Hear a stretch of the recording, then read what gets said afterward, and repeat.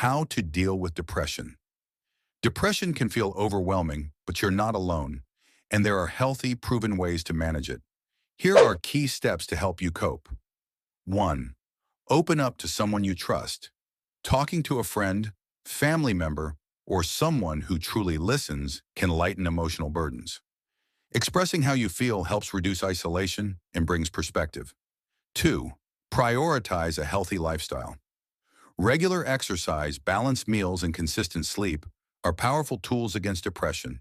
Even small changes, like a short daily walk, can improve your mood and energy. 3.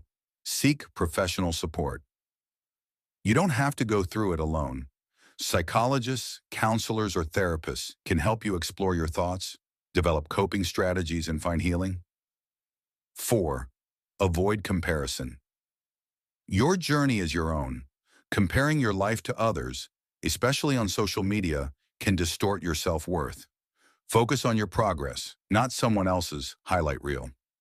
5. Be kind to yourself. Healing takes time. Celebrate small wins. Give yourself grace, and remember that seeking help is a sign of strength, not weakness. Mental health matters. Choose support over silence.